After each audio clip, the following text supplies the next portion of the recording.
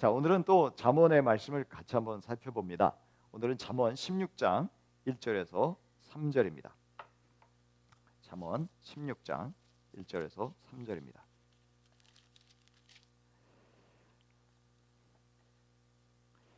한번 속절인데요. 우리 같이 한번 속절의 말씀을 함께 한 목소리로 같이 읽어보겠습니다. 계획은 사람이 세우지만 결정은 주님께서 하신다. 사람의 행위는 자기 눈에는 모두 깨끗하게 보이나 주님께서는 속마음을 꿰뚫어 보신다. 네가 하는 일을 주님께 맡기면 계획하는 일이 이루어질 것이다. 아멘. 오늘은 그리스도의 성공이라는 제목으로 같이 말씀을 나누도록 하겠습니다. 우리가 성공한다 그러면은 참 화려하고 또 많은 사람들 앞에 또 명성을 얻는 이런 것들을 생각하기 쉽습니다. 그런데 성경에서 말하는 성공이라고 하는 것은 좀 개념이 다르다라는 것을 알 수 있습니다. 그래서 오늘 성공이라는 것이 무엇이고 하나님이 진짜 기뻐하시는 성공은 어떤 모습인지를 함께 살펴보려고 합니다. 자, 여기에서 우리가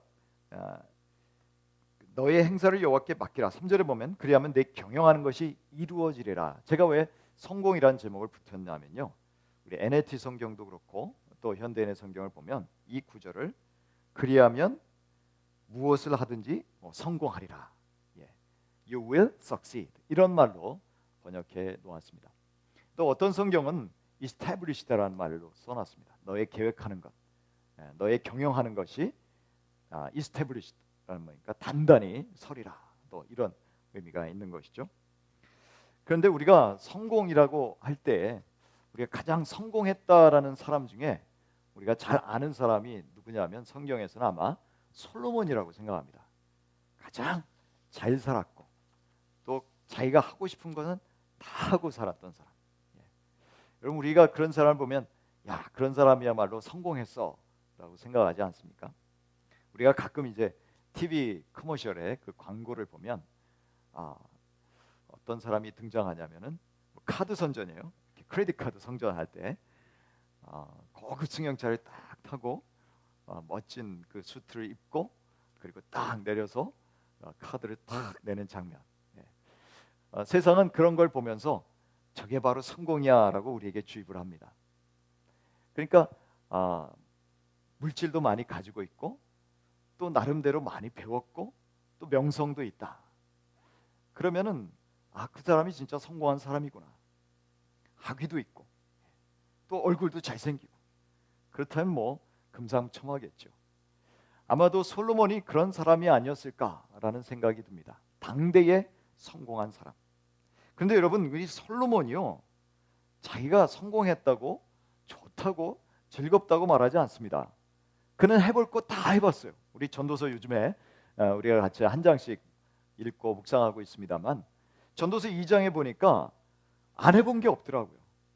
지혜롭고 또 자기가 하고 싶은 거는 다 해봤던 사람, 처첩도 1000명이나 데리고 살았던 사람. 이런 사람이 뭐라고 고백하느냐 하면 우리 전도서 2장으로 한번 가볼까요? 한번 위에 스크린에 있습니다. 한번 잠깐 한번 보시겠습니다. 전도서 2장 10절부터 11절 한번 같이 한번 보겠습니다. 원하던 것을 나는 다 얻었다. 누리고 싶은 낙은 무엇이든 삼가지 않았다. 나는 하는 일마다 다 자랑스러웠다. 이것은 내가 수고하여 얻은 나의 몫인 셈이었다. 그러나 내 손으로 성취한 모든 일과 이루려고 애쓴 나의 수고를 돌이켜보니 참으로 세상 모든 것이 헛되고 바람을 잡으려는 것과 같고 아무런 보람도 없는 것이었다. 결과가 허무하네요. 아마 옆에 사람들은 부러워서 죽을 거예요. 야, 나도 저렇게 다 해보고 저런 말 했으면 좋겠다. 그런데 정작 모든 것을 다 해본 솔로몬은 허무한 거야. 다 해봤지만 바람을 잡으려는 것처럼. 여러분, 바람을 잡으려할 수 있습니까? 없죠. 수증기가 증발할 때 그 허무함과 같은, 다 없어지는 그런 걸 보고 뭘 성공이라고 얘기해라고 말하는 거죠. 만족도 없고 기쁨도 없어요. 여러분, 이것을 성공이라고 말할 수 있습니까? 우리 아까 찬양했습니다만 이것이 행복이라고. 하나님의 자녀로 살아가는 게 행복이지. 소유를 많이 갖고 있고 인기를 많이 갖고 있고 명성을 많이 갖고 있는 것이 결코 행복이 아니라는 것을 솔로몬이 삶에서 증명하고 있습니다.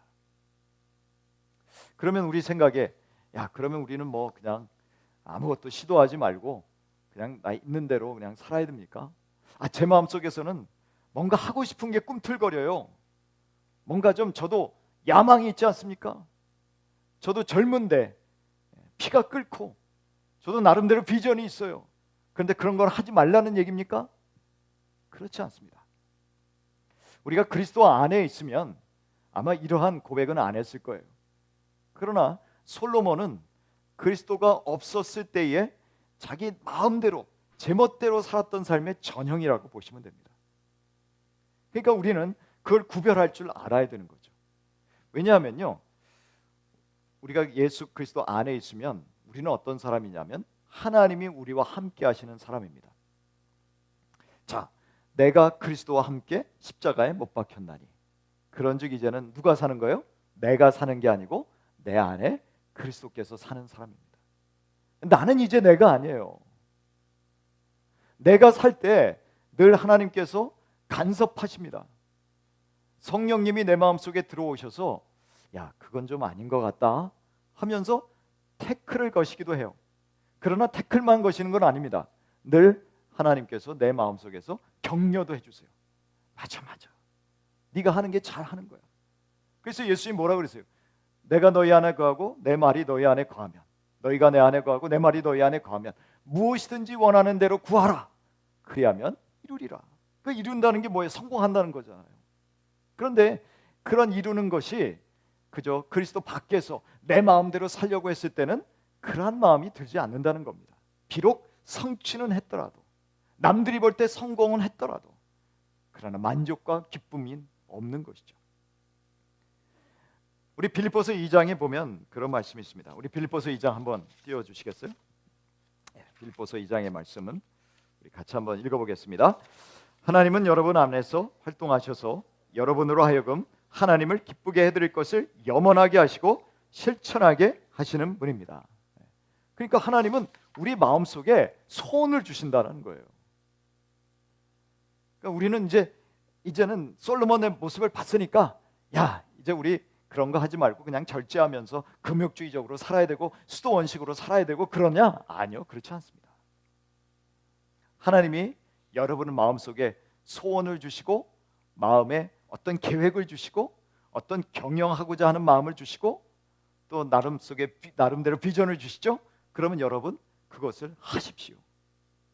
하나님은 소원을 두고 하게 하시는 분이시지 우리의 자유를 억압하는 분이 아닙니다. 자, 이제 나이가 들었다고 꿈을 안 꿉니까? 아니요, 꿈을 꿉니다. 꿈 꾸세요. 우리는 나이 때문에 하나님이 주신 마음조차 그것을 갖다 엉두를 필요는 없습니다. 하나님이 주시면 젊은 사람만 꿈을 꿉니까? 그렇지 않습니다. 나이 들어도 꿈 꿉니다. 하나님이 주신 비전이 있으면, 하나님이 소원을 주시면 그것을 가지고 열심히 노력해서 살아가시면 된다라는 것이죠. 그런데 그 경영하는 것, 내 마음속에 계획하는 것, 이 경영이라고 하는 게 영어 성경에는 플랜이라고 돼 있더라고요. 근데 플랜이라는 차원만 있는 건 아닙니다. 경영이라고 하는 것은 preparation도 됩니다. 그러니까 내가 이제 마음속에 하나님이 주신 비전이 있잖아요. 그러면은 그것을 머릿속에서 꿈만 꾸지 마시고 그것을 준비하시라는 얘기입니다. 내 손과 발로 마음에 있는 것을 직접 준비하시라는 거예요. 그런데 예수 믿는 사람들에게 있어서 한 가지 우리가 꼭 명심해야 될 건 뭐냐면은, 그러나 내가 열심히 준비하고 계획하지만 그 응답은 하나님께로부터 난다라는 겁니다. 영어 성경이 이렇게 표현했더라고요. 히브리 성경도 마찬가지예요. 네가 계획하고 경영하는 것, 그건 너의 것 맞아. 너의 몫이야. 비전을 품고 또 나름대로 계획하고 준비해. 그건 네가 할 일이야. 그런데 그 말이 진짜 이루어지느냐?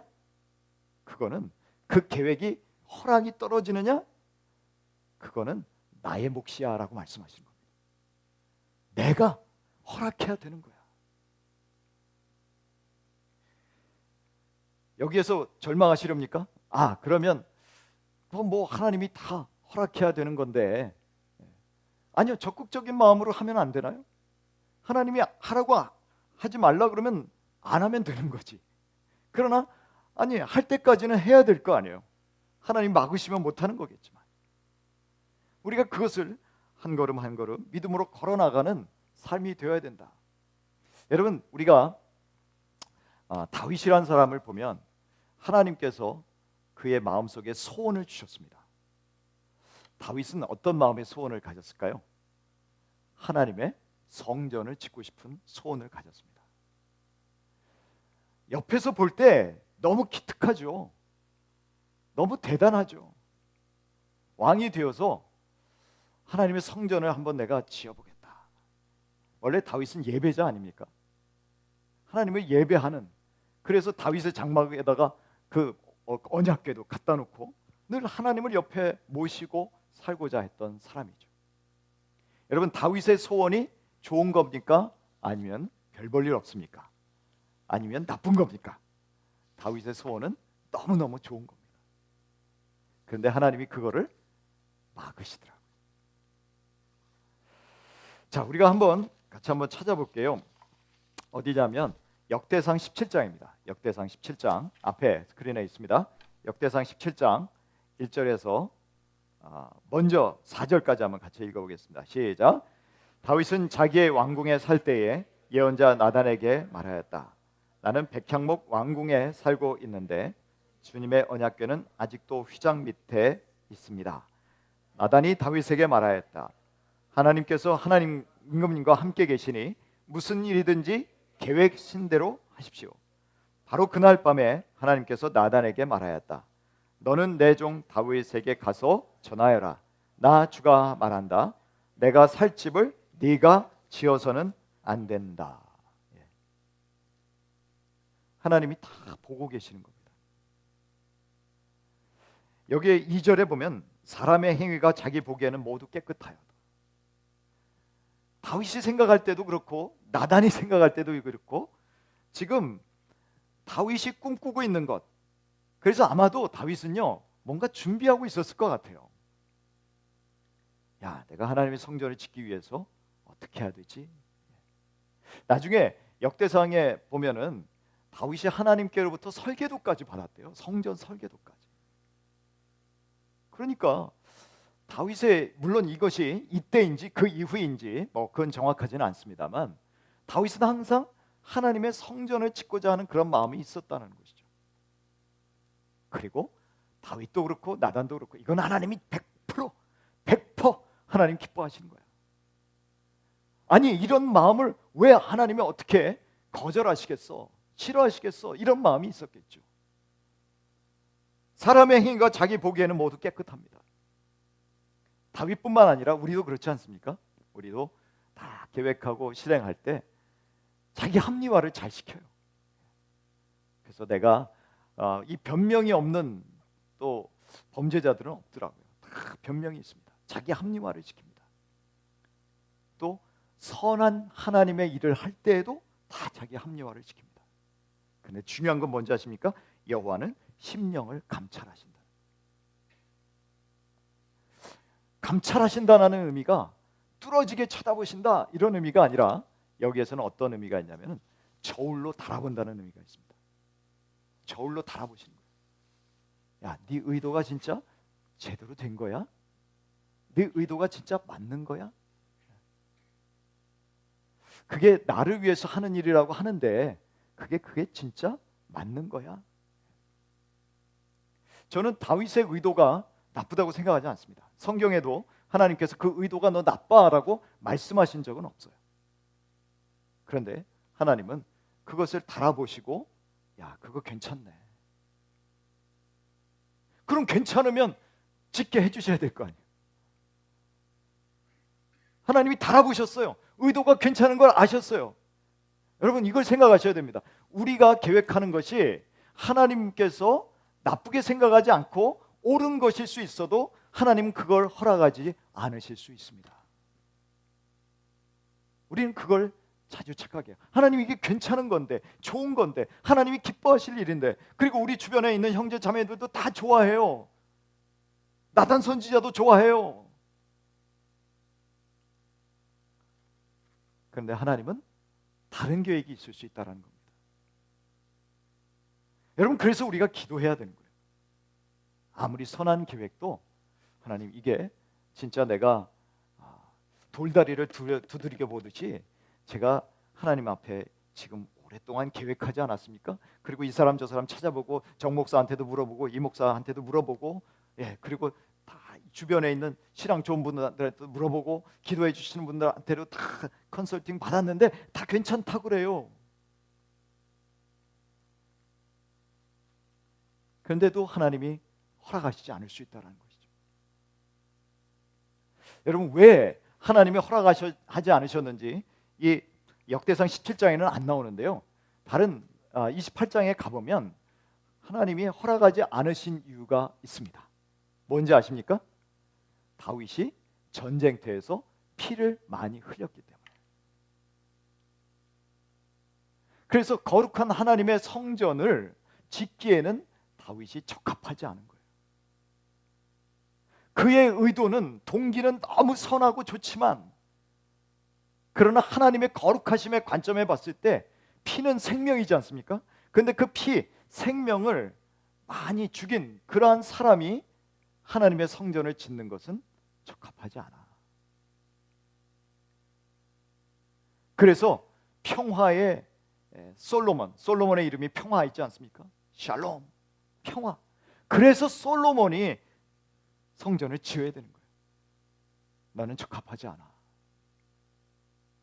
여러분, 이럴 때 어떻게 하시겠어요? 아유, 왜요? 왜? 그거 괜찮다며요. 그 의도가 괜찮고 좋은 일이라며요. 하나님 저 좀 하게 해주세요. 여러분, 만약에 그 마음에 하나님이 거절하는 마음이 있으면 여러분, 그게 쉽게 포기가 되겠습니까? 저는 주변에 우리 목회자들이나 또 신앙 좋은 분들도 보면 아니라고 하는데 굳이 고집을 부리는 분들이 있더라고요. 야, 좋은 의도지만 너는 아니야. 네가 아니라 네 다음 사람이 할 일이야. 네 자녀가 할 일이야. 그런데도 굳이 고집을 내세우다가 큰 낭패를 보는 경우들이 있습니다. 여러분, 다윗은 이럴 때 어떻게 했는지 아십니까? 역대상 17장 18절에 이렇게 되어 있습니다. 주님께서 주님의 종을 아시고 주님의 종을 영화롭게 해주셨는데 이 다윗이 주님께 무슨 말씀을 더 드릴 필요가 있겠습니까? 19절에 이렇게 되어 있습니다. 주님께서는 주님의 종을 살피시어 주님께서 세우신 뜻과 목적대로 하셨습니다. 주님께서 이처럼 크나큰 일을 하시고 이 모든 일을 알려주셨습니다. 실망하지 않았습니다. 주님, 지금까지도 내가 주님의 뜻대로 살아왔는데 지금도 주님의 뜻대로 하셨고 주님의 뜻대로 하시는다는데, 그리고 그것을 안 알려주셔도 되는데 저한테 이렇게 세세하게 알려주시니 얼마나 감사합니까? 그 앞에 무슨 내용이 나오는지 아십니까? 내가 네 자손으로 하여금 계속 왕위를 이어갈게 할게. 너로 다윗 왕조를 이루게 할게.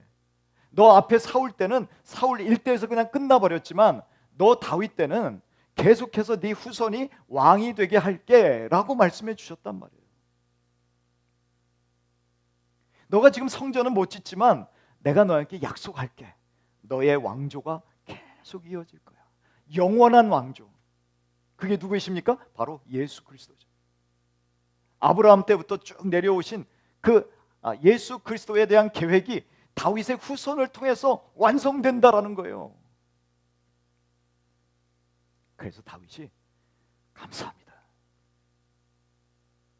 비록 제가 성전을 무척 짓고 싶지만 그러나 하나님의 계획은 다른 데 있군요. 내가 틀린 게 아니라 하나님의 계획이 다르군요. 그래서 자기를 접을 수 있었던 거예요.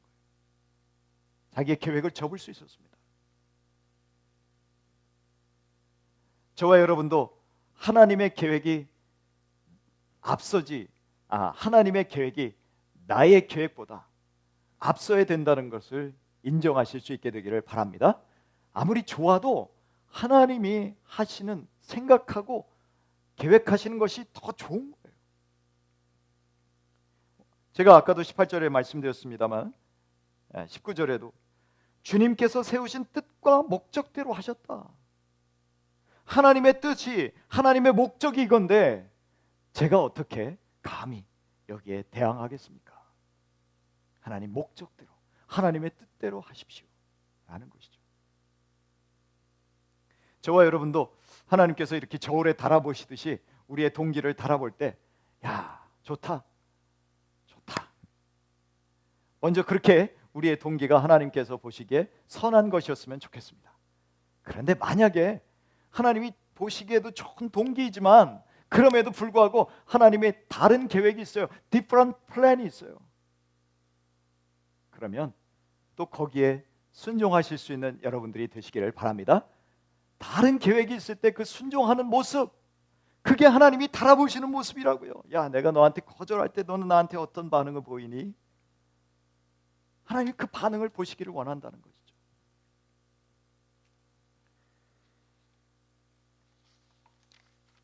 역대상 28장에 보면 제가 읽어드리겠습니다. 6절에 이런 말씀이 있어요. 나에게 이렇게 말씀하셨습니다. 너의 아들 솔로몬, 그가 나의 성전을 짓고 뜰을 만들 것이다. 내가 그를 나의 아들로 삼으려고 선택하였으니 나는 그의 아버지가 될 것이다. 하나님의 계획이 분명했어요. 너의 아들 솔로몬이 성전을 지을 거야. 9절에 이렇게 되어 있습니다. 나의 아들 솔로몬아, 너는 네 아버지의 하나님을 바로 알고 온전한 마음과 기쁜 마음으로 정성을 다하여 섬기도록 하여라. 주님께서는 모든 사람의 마음을 살피시고 모든 생각과 의도를 헤아리신다. 솔로몬에게 주는 교훈이죠. 하나님이 나의 마음을 살피시고 모든 것들을 헤아리셨듯이 기억해. 하나님은 너의 모든 의도와 생각들을 다 살피신단다. 아멘. 하나님은 저와 여러분의 모든 의도와 계획들을 다 살피십니다. 보고 계십니다. 네가 그를 찾으면 너를 만나 주시겠지만 네가 그를 버리면 그도 너를 영원히 버리실 것이다. 주님께서 성소가 될 성전을 짓게 하시려고 너를 택하신 사실을 명심하고 힘을 내어 일을 하여라. 너의 인생의 목적이 있어. 네가 왕이 되는 게 너 혼자 잘 먹고 잘 살려고 하는 게 아니야. 너를 하나님이 택하신 목적이 있어. 그게 뭔지 아니?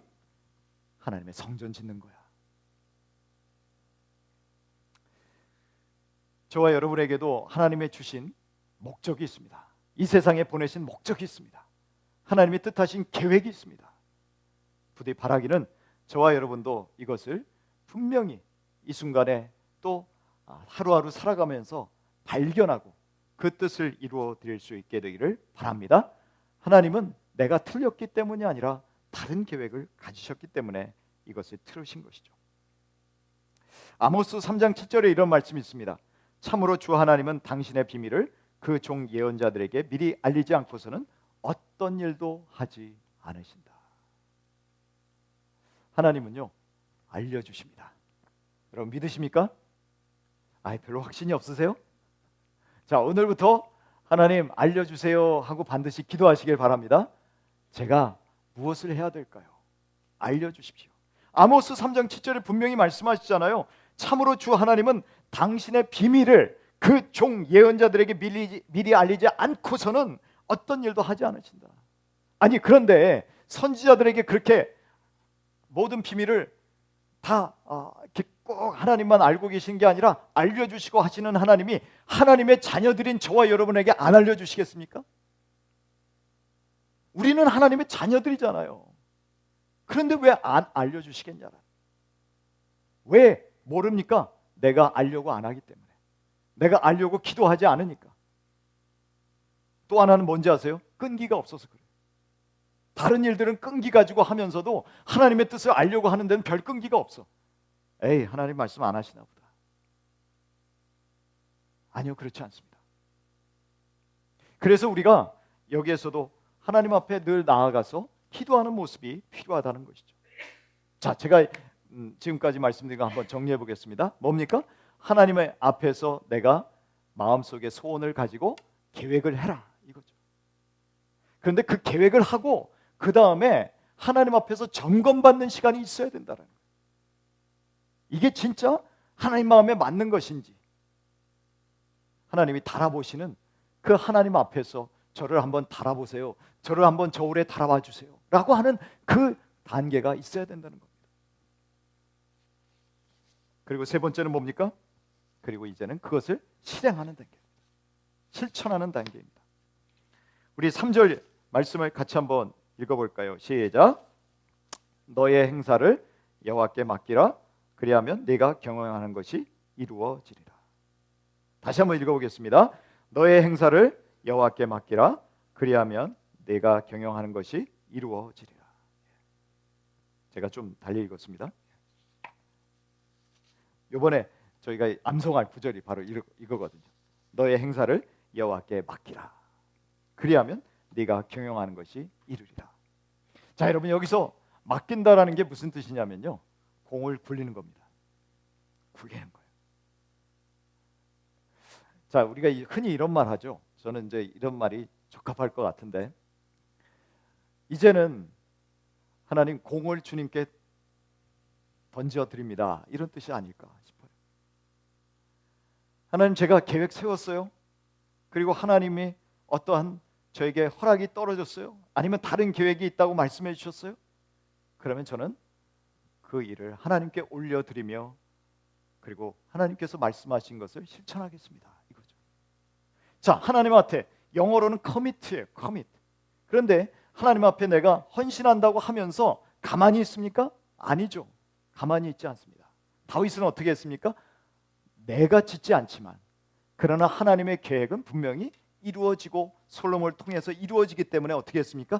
열심히 준비했습니다. 비록 나는 못 짓지만, 나는 완성된 그 놀라운 성전을 짓지 못하지만 하나님께로부터 설계도도 받았어요. 그리고 모든 재료들을, 아주 좋은 재료들, 고급 재료들을 그때부터 열심히 모았어요. 솔로몬이 그것을 지을 수 있는 모든 바탕을 마련했습니다. 여러분, 이게 헌신입니다. 내가 열매를 갖지 못하더라도, 내가 영광을 보지 못하더라도, 내가 그것을 통해서 분명히 좋은 결과를 얻지 못하더라도, 내 후손이, 내 자녀가, 내 다음 사람들이 그것을 하더라도, 그러나 하나님의 뜻이 그렇다면 그 뜻을 이루기 위해서 내가 바탕이 되어주는 거예요. 그게 헌신입니다. 내가 희생하는 거예요. 꼭 자기가 영광을 보려고 해. 그러다가 사단이 나는 거예요. 너는 여기까지만 해. 그런데 그거를 그냥 자기 욕심이 있어가지고 그저 자기가 좀 해보겠다고 하다가 모든 문제들이 생기더라는 것이죠. 하나님 앞에 맡기는 겁니다. 그리고 순종하는 것입니다. 고집 부리지 않고 그 다음 세대를 위해서 자기 한 몸 불사르는 거예요. 여러분, 예수님이 대형교회 못 만드실 수 있는, 만들지 못하실 능력이 있습니까? 무능력하신 분입니까? 아니죠. 근데 예수님은 오셔서 무능력한 자로 십자가에 달려서 돌아가셨어요. 부활하시고 오늘 사도행전 우리가 같이 읽었습니다만 그냥 승천해 버리셨어요. 이스라엘 민족을 회복시킬 때가 이때입니까? 야, 그딴 거 신경 쓰지 말고 성령이 임하시면 능력을 받고 열심히 전도해. 그 말씀하시고 그냥 올라가셨어요. 그리고 나서 어떤 일이 일어납니까? 베드로가 한 번 설교하니까 3,000명, 5,000명이 하나님께 돌아오죠. 예수님 그렇게 못하실 분입니까? 능력이 없으신 분입니까? 그렇지 않죠. 그러나 예수님은 하나님의 뜻에 철저히 수목해서 거기까지 하신 거예요. 그리고 제자들을 열심히 기르셨어요. 3년 반 동안 제자들을 열심히 훈련시키셨어요. 그리고 그 제자들을 통해서 남은 일들을 하게 하신 겁니다.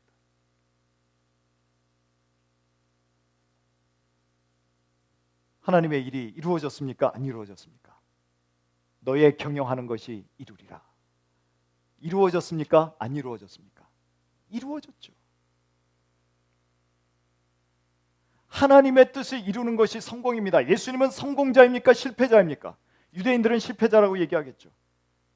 그러나 하나님의 뜻을 이루었기 때문에 예수님은 성공한 분입니다. 예수님의 제자들도 거의 대부분 다 12제자들 다 순교했어요. 그러나 그들도 하나님의 뜻을 따라 살았기 때문에 성공한 사람입니다. 다윗은 비록 자기 당대에 성전을 짓지 못했지만 그러나 솔로몬이 지을 수 있도록 그 모든 바탕을 마련해 주었기 때문에 하나님의 뜻에 순종했기 때문에 다윗은 성공한 사람입니다. 마찬가지로 저와 여러분도 괄목할 만한, 세상 사람들이 부러워할 만한, 세상 사람들이 와할 만한 그러한 일들을 내가 남기지 못하고 가지만, 호랑이는 가죽을 남기고 사람은 이름을 남긴다는데, 나는 이 세상을 떠나갈 때 아무런 이름도 남기지 못해, 나는 실패자야. No, 그렇지 않습니다. 여러분이 하나님의 뜻에 순종하고 살았다면 여러분은 성공자입니다. 아멘. 이 대목에서 아멘 이게 터져 나와야 되는데, 하나님의 뜻에 순종하며 살았기 때문에, 하나님의 뜻을 이루는 삶을 살았기 때문에 저와 여러분이 성공한 삶이라고 하는 것이죠. 자, 베드로전서 5장 7절 한번 같이 볼까요? 베드로전서 5장 7절입니다. 같이 읽겠습니다. 여러분의 걱정을 모두 하나님께 맡기십시오. 하나님께서는 여러분을 돌보고 계십니다. 여기 맡긴다라는 게 오늘 말씀에 보면 하나님께 헌신해라, 마치 공을 굴려라 하는 것과 같아요. 뭐냐면은 캐스트예요. 영어로 캐스트는 뭡니까? 던지다라는 뜻입니다. 너의 모든 염려를 다 주님께 던져버려라. 왜 그렇습니까? Because He cares for you. 그가 너를 돌보기 때문이다. 그래서 우리가 하나님께 받은 모든 것을 가지고 이제는 하나님 앞에서 헌신하는 삶을 사는 거예요. 하나님 앞에서 다 맡겨드리고, 만약에 저와 여러분이 바른 길 가지 않는다 그러면, 하나님이 원하시는 길 가지 않는다 그러면 하나님이 어떻게 하실까요? 이렇게 지팡이와 막대기로 우리를 인도해 주실 것입니다. 아니야, 거기 아니야. 그러니까 여러분, 주눅들지 마시고 멈칫하지 마시고 주저하지 마시고, 하나님이 허락하신 일이라면 용기를 내어서 그 일을 진행하고 그 일을 계획하고, 그러나 그 전에 어떻게 해야 되겠습니까? 진행하기 전에 하나님 앞에 기도하고, 그러면서 하나님 앞에 헌신하시기를 바랍니다. 그러면 하나님이 그 일을 이루어 주십니다. You will succeed. 바로 그럴 때 우리는 성공하는 삶을 산다는 것이죠. 저도 웬만하면 저 때에 하나님, 뭔가 이루어지면 좋겠습니다. 그런 마음이 왜 없겠습니까? 그러나 하나님께서 이루어 주시는 것만이, 그것만을 내가 받을 수 있는 거예요. 그런 면에서 우리는 내려놓을 줄 아는 사람들이 되어야 됩니다. 자식을 키워보신 분은 아시겠지만, 자식이 나보다 잘 된다 그러면은 자식이 시기할까요? 자식이 그러면 부모가 시기할까요? 아니면 좋을까요? 좋습니다. 다윗의 심정이 그것이 아니었을까요? 나는 못 짓지만 내 아들이 그것을 한다고 했을 때 얼마나 좋았을까요? 기뻐했을까요? 아들의 성공이 곧 누구의 성공입니까? 아버지의 성공이었어요. 우리 자식이 나 이후에 더 잘 된다 그러면은 그것이 곧 나의 성공이죠. 아브라함이 하나님께서 주신 약속대로 자식을 많이 낳았습니까? 네 자손이 하늘의 별과 같이, 바닷가의 모래와 같이 많을 것이다. 그러나 그는 약속의 후손 하나밖에 못 얻었습니다. 이삭은 어떻습니까? 야곱과 에서를 얻었습니다. 그 후손들이 점점 불어나게 되죠. 아브라함은 그것을 바라보면서 기뻐했을 거예요. 야, 하나님의 뜻이 이렇게 하나로부터 점점 이루어지는구나.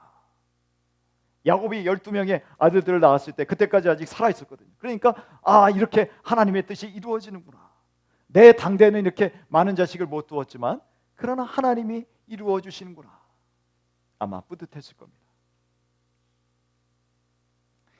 오늘도 하나님의 계획은 또 우리의 상상을 초월할 수 있다고 봅니다.